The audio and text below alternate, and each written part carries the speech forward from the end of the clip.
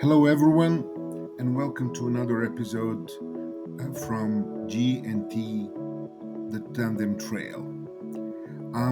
This is George, and I'm happy to report that we finally completed our Land Cruiser 250 Freddie break-in period. It's about 1,500 miles now, and we're happy to report that we did our first oil change at around 830 miles. The next one will be below 3,000, and after the second oil change, we're going to do the oil changes and tire rotation every 3,000 miles. We're combining the tire rotations with the oil changes.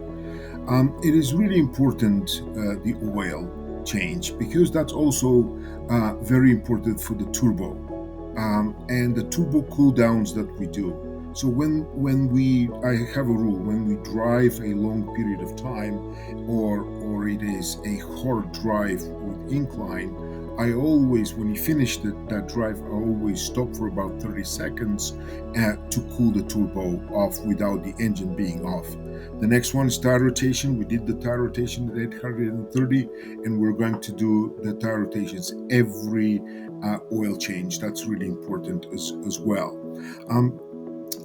There's quite a lot to do in the first 1,500 miles during the break-in period, because the car really needs to adjust itself. And we also retorqued some of the elements, so tires, suspension, things like that could have loosened up from the factory. But we did that. Everything was perfect with Freddie. Toyota is a good brand, no problem there. We also were very careful with the braking the first 700 or 800 miles, because those are two hard surfaces. They have to start working together. It takes some time without excessive braking to actually for them to match and how they work properly. I've checked the fluids 3 times for that period. Everything around oil, coolant, brake fluid. You have to check that more carefully when you're in the break-in period. After that, when you're changing the oil every 3,000 miles, you check that, and of course, as carefully as possible when you can. We also were monitoring how the engine works. We tried to do not go over 4,000 RPMs for that period of time. And we also, because we were monitoring the engine, how that works, we also checked and worked with different speeds, high speed, low speeds. That is also important, because you have to tell and teach how the both engine and the transmission work. We try to drive through different climate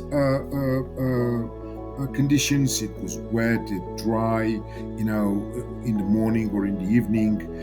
We also try to diversify the terrain. We went dirt road, some washboard, of course, pavement, city driving,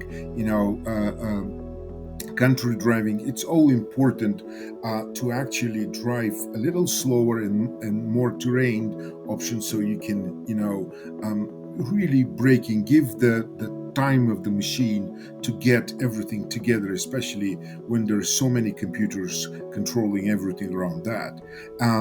We also did specific manual shifting every, let's say, 50-60 miles.